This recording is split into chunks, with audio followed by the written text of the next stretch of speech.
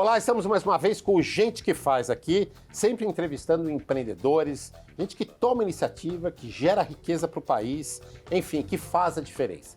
Hoje nós vamos conversar com o Thomas Lau. O Thomas tem vários negócios, nós vamos conhecer esses vários empreendimentos, essas várias áreas que o Thomas atua e ele vai dar dicas para vocês que estão pensando em empreender e iniciar o seu negócio. Obrigado por ter vindo, Thomas. Obrigado, Sabino. E é uma alegria sempre estar contigo falando sobre coisas boas, sobre o empreendedorismo e sobre o desenvolvimento de modo geral. Obrigado você. Vamos começar você dizendo para a gente as áreas em que você está atuando, para que depois a gente vá especificando, buscando detalhes de cada um desses seus empreendimentos. Eu sou advogado, eu vim da área jurídica, sou formado, na minha formação acadêmica, primeiramente, de uma escola americana, e aí depois disso, da escola americana, gostava muito do futebol, treinava, jogava na escola futebol, inclusive ganhei bolsa de estudos para estudar fora, mas acabei estudando direito, né? Fiz um estágio. Você jogava bola tão bem assim? Jogava bola, ganhei uma bolsa ainda. Puxa vida! E depois ganhei, obviamente, que fiquei no Brasil, resolvi estudar direito. E aí nesse tempo conheci vários amigos, profissionais da área e acabei fazendo estágio, que foi para mim muito importante. Eu acho que os estágios profissionais, para quem está começando agora, seja em qualquer área, é de fundamental importância. E eu fiquei 2 anos no João Mendes, na área civil. No fórum? No Fórum João Mendes. Aí fiquei 2 anos no João Mendes. Depois, mas trabalhando num cartório, numa vara? Num cartório, numa vara, e também fui estagiário de um juiz. Uau! E o juiz na época era o doutor Irineu Fava, diretor do fórum. Nossa! Então, Sabino, você via os problemas do fórum, você via questões de zeladoria, problemas internos, você conversava muito com os juízes. Então foi uma experiência muito boa para mim, né? Eu participava das audiências e eu fazia as atas.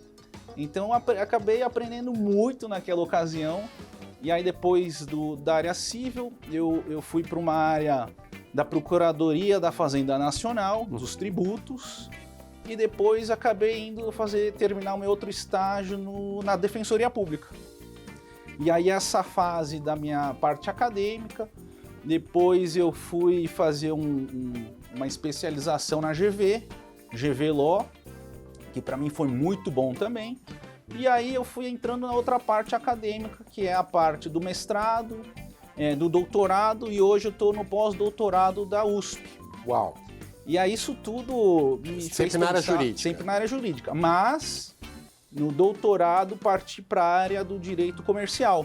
Então a gente pensava muito assim, em novas tecnologias. Eu assessorei muito a minha orientadora nesses cursos de novas tecnologias, e eu acabei entrando no mundo digital com um hub que a gente montou, que é o IbraWork, acho que você já esteve lá. Sim, e esse hub é muito bacana. Esse foi teu primeiro passo como empreendedor, foi o IbraWork? Eu diria assim que o empreendedorismo vem já da família, né? Então você tem grandes oportunidades. Eu acho que o IbraWork para mim foi mais um case que eu acho que é legal destacar nesse programa, porque é a capacitação dos empresários, de uma forma geral, nesse século XXI. A gente sabe que está tendo uma revolução 4.0, a gente sabe do marketing digital que é muito forte hoje em dia, o e-commerce hoje também, ele é muito, os números são gritantes. Então a gente vê a percepção de que a inovação é necessária no empreendedorismo atual. E aí a gente começou a desenhar projetos com as startups. Fizemos o primeiro IbraChina Challenge, que é um instituto que eu sou o presidente, né, que tem as relações focadas em relações internacionais, mais especificamente com a China, que também detém uma alta tecnologia na atualidade. Nós vamos falar do IbraChina, eu queria só, ainda para falar de IbraWork, lógico, entender como é que ele funciona. Tá. Então é um hub já considerado hoje no ecossistema da inovação, um hub focado em cidades inteligentes. E a gente decidiu focar num pilar que trata de coisas de diversas verticais. Né? Quando a gente fala de cidade inteligente, você vai falar, Dr. Thomas, o que é uma cidade inteligente? Eu sempre cito o caso de Barcelona, do arroba 22, de 22 distritos sendo renovados ao longo de 20 anos. Barcelona, depois da Olimpíada, depois de 82, se transformou completamente. Sim. Aliás, para a Olimpíada. Sim, você vê que teve muitas mudanças, né? Quando você tem as Olimpíadas em Pequim, quando você tem o World Cup em Catar, você vê muitas mudanças. E teve essa mudança em Barcelona. E aí eu cito esse exemplo das cidades inteligentes de Barcelona porque eles utilizaram muito a tríplice hélice, que é envolver o poder público, a iniciativa privada e as universidades.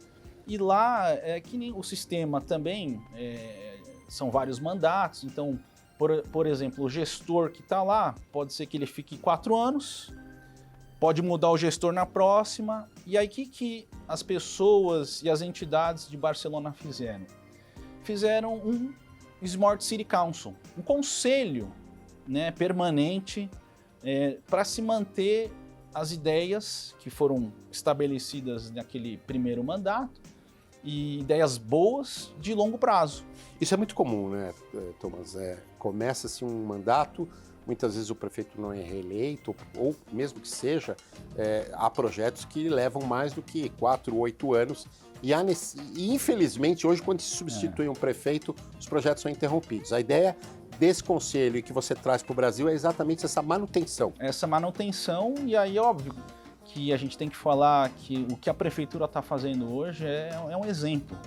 Né? Eu acho que o que o prefeito Ricardo Nunes tem feito pela cidade de São Paulo, para mim, como cidadão e uma pessoa que nasceu aqui em São Paulo, eu realmente eu vejo que é um trabalho muito bem feito com o grupo. Eu diria que você vê o hashtag Todos pelo Centro, a gente participou inclusive com a Band, naquelas discussões de revitalização do centro de São Paulo.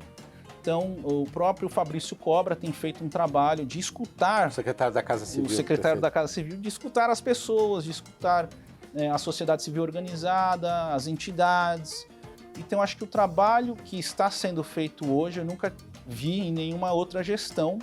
E é óbvio que não é muito fácil de você ter um centro revitalizado, mas hoje você tem muitos mecanismos legislativos municipais que são muito interessantes. Eu cito o exemplo do PIU Central. Ontem, antes de ontem. É o Plano de Intervenção Urbana no Centro. Exato. Mas deixa eu te interromper. Assim, o Thomas está sempre na frente, vocês viram? Ele está sempre preocupado com tecnologia, sempre preocupado em inovação. Eu vou voltar um pouquinho para vocês entenderem bem esse caminho do Thomas, que é muito interessante como empreendedor. Então, ele contava da formação jurídica dele, contava do início do trabalho do IbraWork, sim, né? E o IbraWork, hoje, ele ainda existe e ele funciona como? Ele é uma aceleradora de startups ou como é que ele funciona? Ele, na verdade, hoje quem está tocando a rede de inovação é a Tânia, e a gente tem vários programas.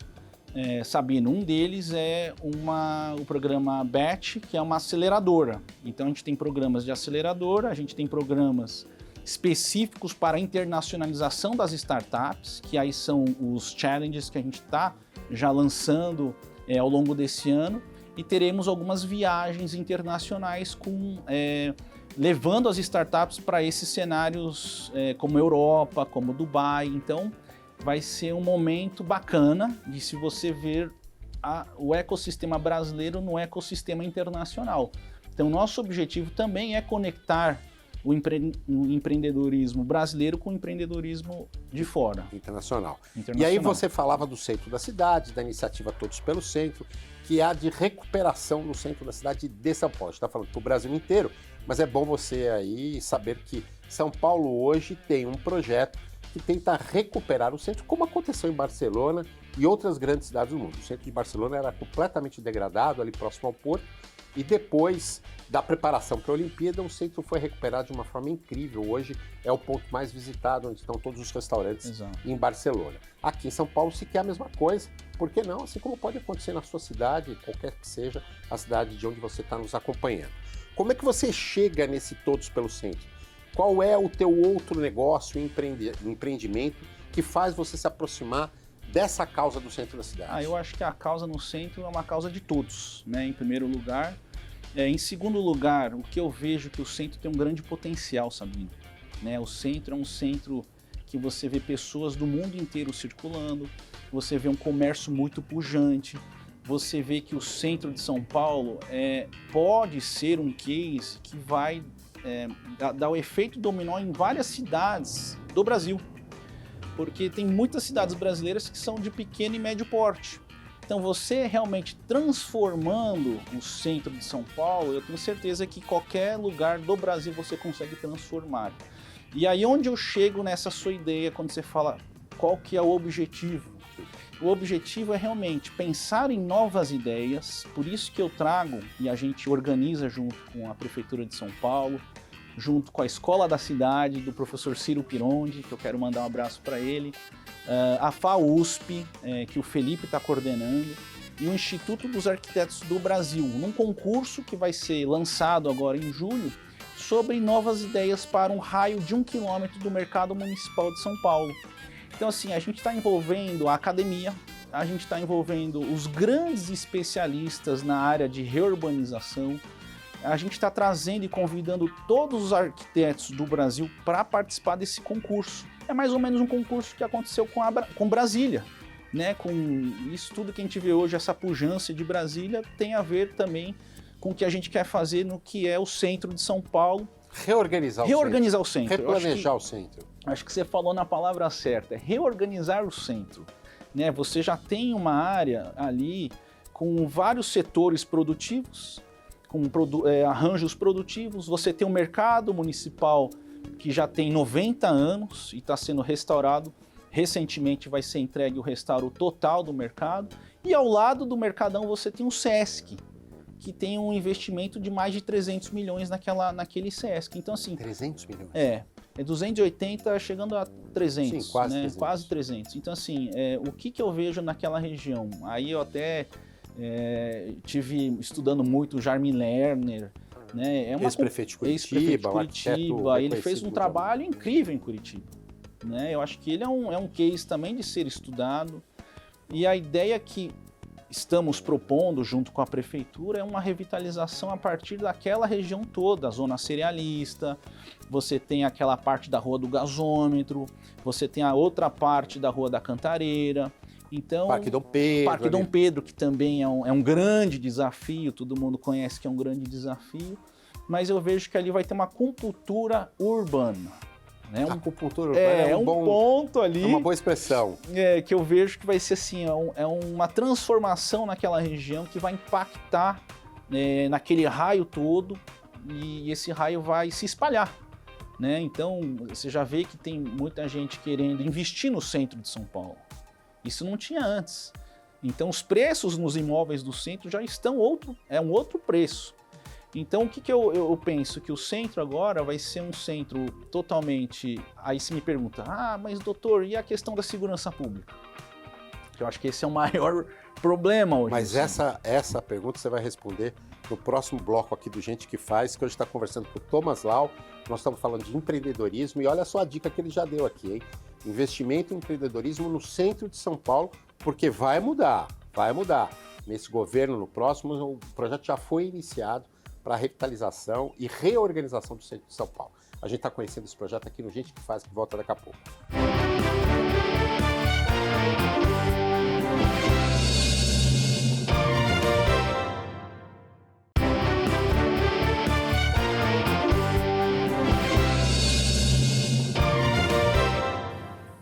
Gente que Faz está de volta, sempre falando de empreendedorismo, boas ideias, boas iniciativas no mundo empresarial. Não importa o tamanho da ideia, o tamanho do investimento, o que importa é empreender, porque é do empreendedorismo que o Brasil vive. A gente está conversando hoje com o Thomas Lau, que é um empreendedor, se tornou um grande empresário, mas não deixa essa característica de empreendedor que a gente não pode perder nunca.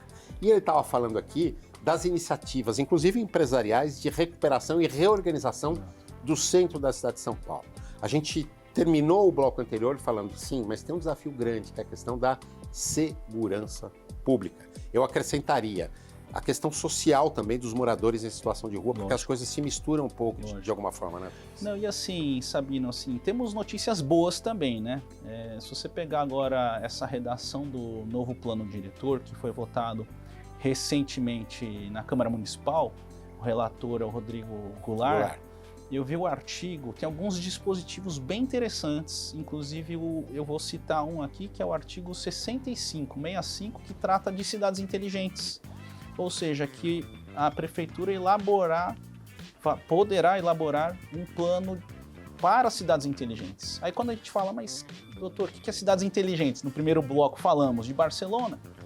E aí eu cito aqui que cidades inteligentes, ou isso que a ideia de se construir uma São Paulo mais moderna, né, com serviços melhores para a população e a segurança pública, encaixa aí a segurança pública, a gente tem aí mecanismos também, né? Tem o uso das novas tecnologias para a segurança pública, obviamente que tem que pensar na questão da Lei Geral de Proteção de Dados, que é super importante. Sim, porque é aquela polêmica das câmeras do reconhecimento facial, se pode ou não pode, se vai ter um erro ou não vai ter um erro. Porque só para explicar, uma das questões discutidas hoje em São Paulo é de câmeras inteligentes com reconhecimento facial ajudarem na questão da segurança pública no centro. Exatamente. Essa é uma discussão hoje que existe na cidade de São Paulo. Exatamente. E a gente até fez uma pesquisa, Sabino, com os alunos do pós-doutorado da USP, eu faço o pós-doutorado da USP, e a última discussão nossa no workshop foi exatamente isso.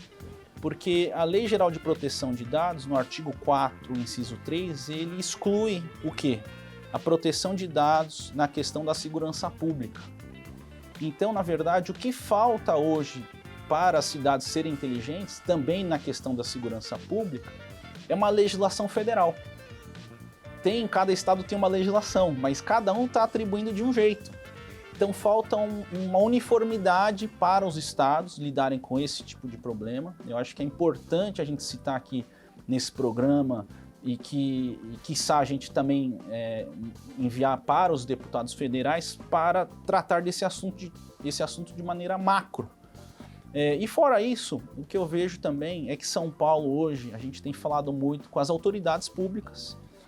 Cito o exemplo da Guarda Civil Metropolitana, com os comandantes, subcomandantes, a própria secretária Elza, e eles têm total interesse em ter uma base da guarda dentro do mercado municipal.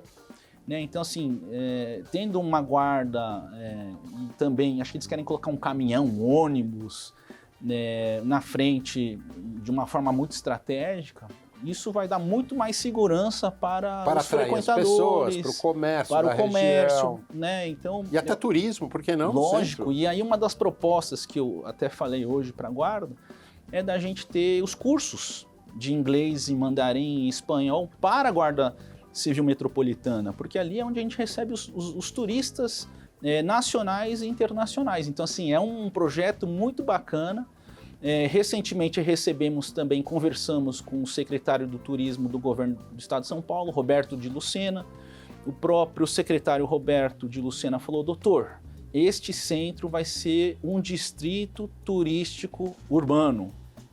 Iremos fazer 4 distritos turísticos em São Paulo, mas a gente quer dar um destaque e um papel fundamental no centro de São Paulo. Então, assim, a gente já tem esse apoio do governo do estado. Pode ser que no segundo semestre ou mais para frente também o Tarcísio leve alguma secretaria para de São Paulo, Tarcísio de Freitas. Exatamente, para o centro de São Paulo.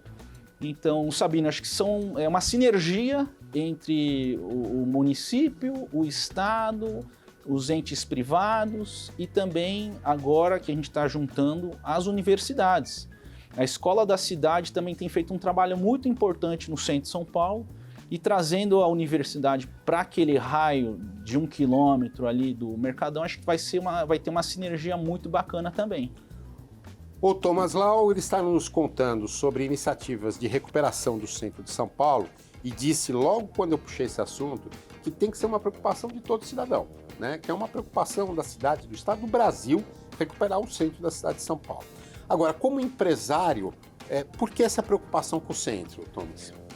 É óbvio, Sabino, assim, se você vê o morador de rua, você vê a questão da Cracolândia, eu acho que já é uma grande iniciativa isso que o prefeito fez de procurar outras saídas, outras alternativas, e eu cito o exemplo dessa parceria com Minas Gerais, dessa vacina para os moradores ou o pessoal que está ali na Cracolândia, né, em relação ao vício da droga, e outras saídas que eu tenho acompanhado, que não é fácil, né, da secretária de Direitos Humanos e Cidadania, da secretária Soninha, no trabalho de suar a camisa mesmo, para lidar com aquela questão da assistência aos mais necessitados.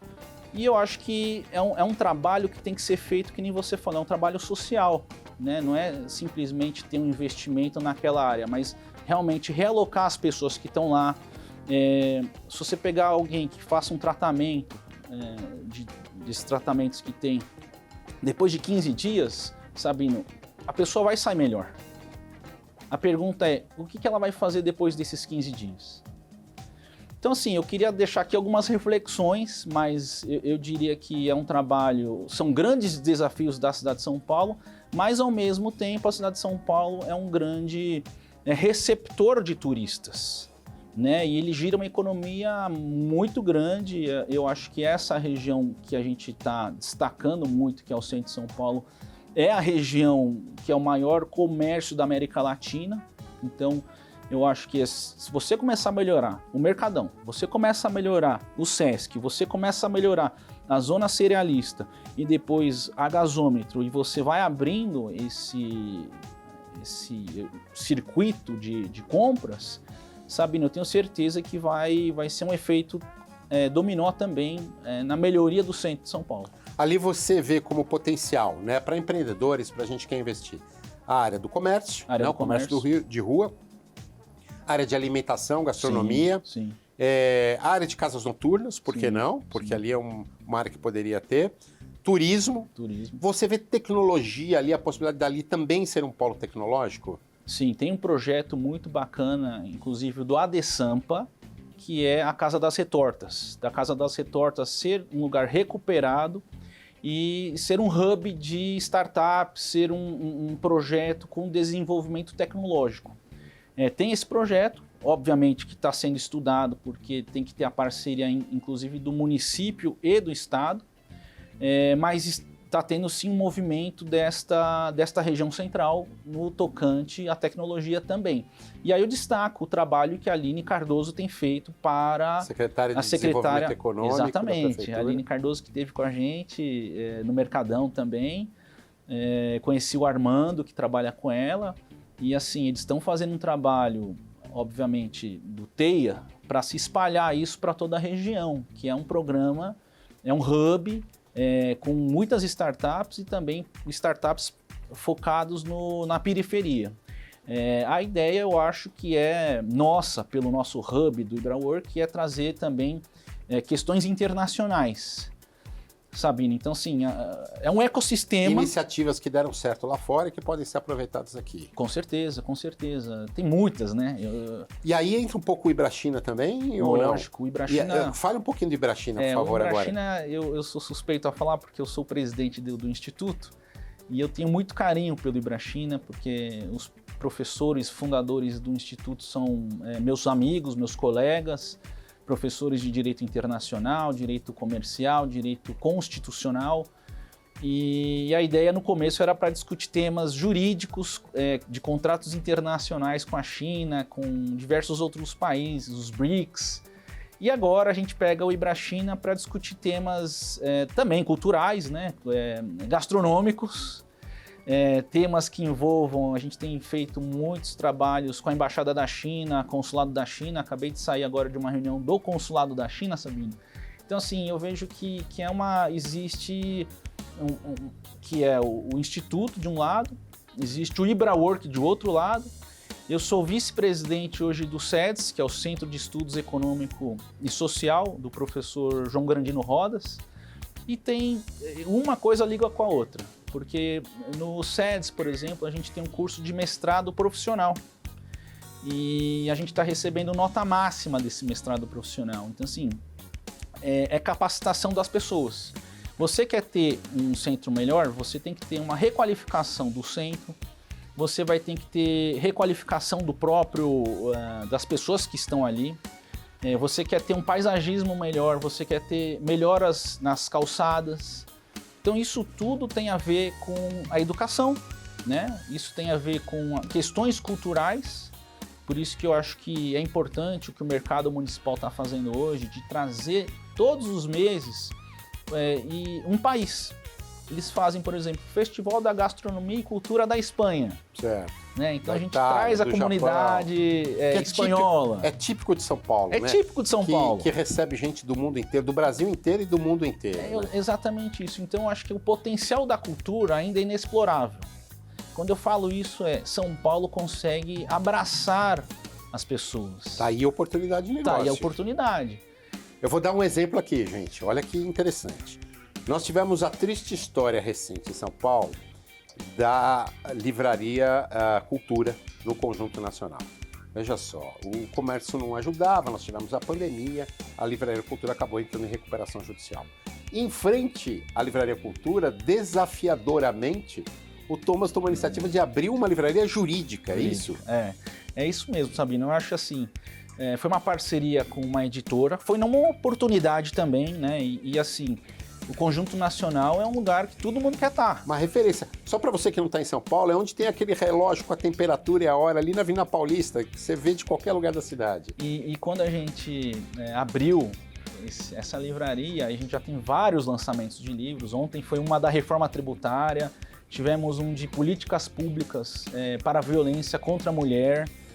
Então, assim, todo mês, quase que toda semana, a gente tem um lançamento de livro ali e a gente quer reunir também grandes especialistas e realmente pensar em políticas públicas proativas para a sociedade. Então, eu acho que assim, vem através da parte acadêmica dos livros, mas a teoria também a gente quer colocar na prática. Lógico.